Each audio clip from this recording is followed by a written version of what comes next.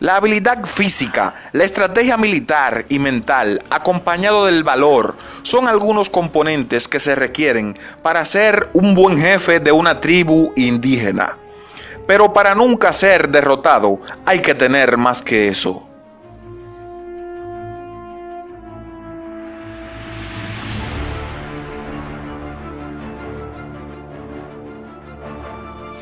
Enriquillo era el apodo de un cacique taíno que se rebeló contra los españoles. Este era conocido por los indígenas como Guarocuya o Guarocuya, mientras que su nombre español era Enrique Bejo. Enriquillo comenzó su alzamiento con un gran grupo de taínos en la Sierra del Bauruco y pudieron continuar con la rebelión gracias a su conocimiento de la región. Derrotaban a todas las expediciones enviadas a subyugarlos, al contar los españoles con muy pocas fuerzas. Los españoles confiaban que acabarían con los taínos, tal como lo habían hecho antes. Estas buenas nuevas no tardaron en circular por todas partes y muchos taínos se les unieron en la Sierra de Bauruco. Les favorecía que la isla ya no era un punto clave de la colonización, pues los españoles estaban enfocados en la conquista de los pueblos azteca e inca. Ya que los españoles no podían controlar la rebelión y la colonia era presa del pánico, se firmó un tratado llamado Paz de Barrio, dando a los taínos, entre otras concesiones, el derecho a la libertad y la propiedad. 13 años de insurrección del cacique del Bauruco costaron a la monarquía española más de 40,000 pesos oro.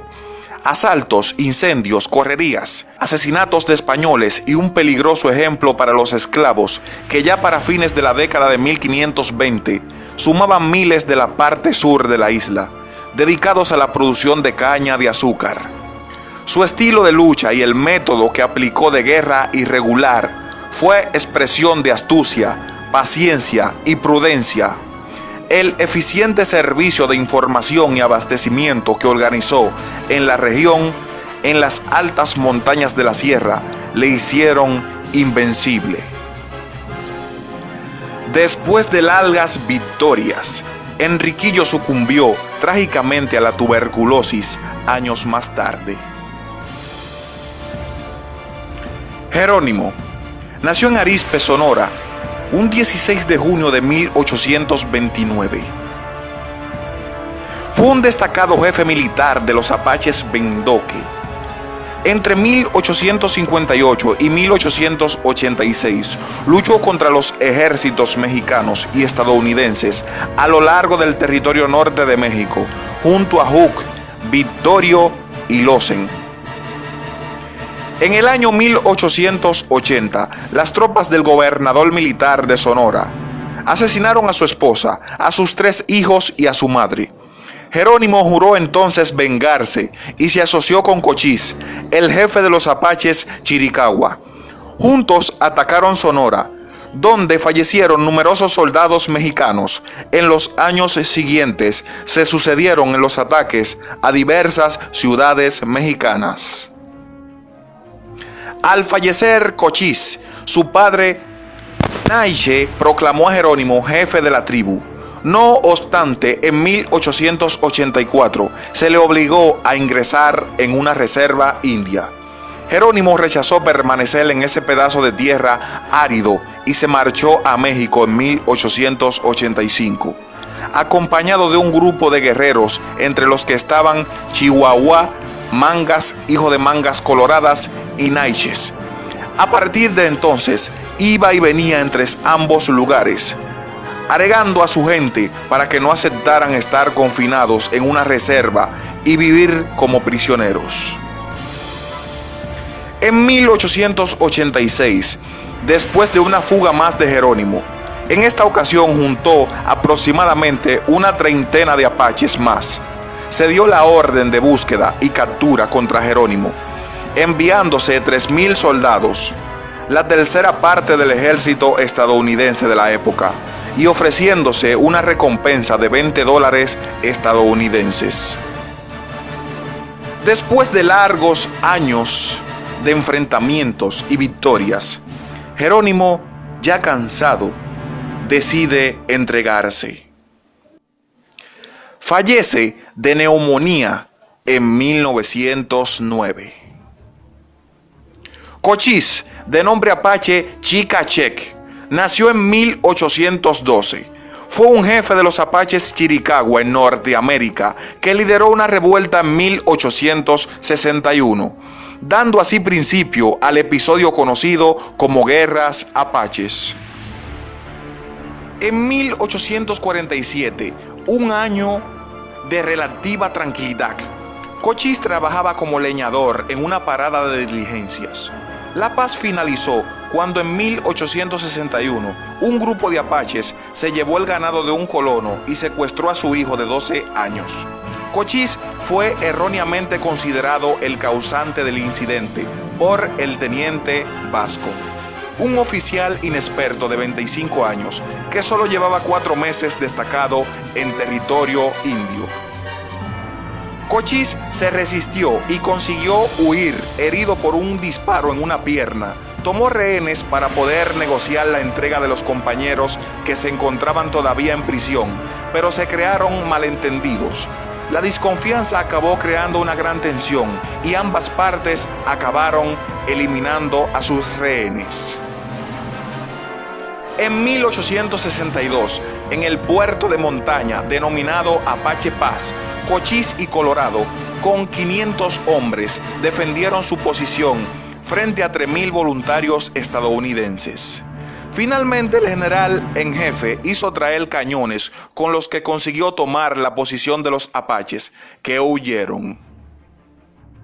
Después de varios enfrentamientos, Croc no logró capturar a Cochise, que se refugió en Nuevo México, rompiendo el cerco de la rodeada junto con sus hombres. Al año siguiente, el general Granger hizo saber a los Chiricahua que se dispondría de una reserva para los apaches en los montes Mogollones, pero ellos se negaron a abandonar las tierras de sus antepasados, cuya propiedad les había sido garantizada mediante un tratado. Cochise consiguió escapar de nuevo a Arizona y reanudó las incursiones contra los colonos blancos. Después de largos enfrentamientos y victorias de Cochise, en septiembre de 1872, al general Oliver Austin Howard no le quedó de otra que contactarse con Cochise y transmitirle los deseos del presidente Grant de llegar a un acuerdo definitivo. Le acompañó un viejo amigo de Cochise, Tom Gifford. El acuerdo alcanzado permitió que los apaches conservasen una reserva que comprendía los montes Chiricahua y el valle del Sulphur Spring, muy cerca de los Dragon Mountains. En la primavera de 1874, fallece Cochise de causas naturales y lo sucede Jerónimo. Nube Roja. En Sioux, Mapilla Luta. Nació en 1822. Fue un jefe de los Sioux Oglala. Dirigió exitosamente la guerra contra los Estados Unidos entre 1866 y 1868, conocida como la Guerra de Nube Roja, por el control del territorio del río Powder, en el noroeste de Wyoming y el sur de Montana. En 1866, Nube Roja comenzó la guerra más exitosa que han librado los nativos norteamericanos contra los Estados Unidos, la Guerra de Nube Roja. El ejército estadounidense estaba construyendo fuertes a lo largo de la ruta de Bozeman, que cruzaba el territorio de la costa de los actuales Wyoming y la Montana. Colonos y mineros empezaron a cruzar el territorio Lakota y Nube Roja tuvo visiones de la expulsión de los Lakota de Minnesota en 1862. En 1863, Nube Roja atacó. Nube Roja obtuvo victorias espectaculares. El gobierno estadounidense fue forzado a un tratado, el Tratado del Fuerte Laramie de 1868.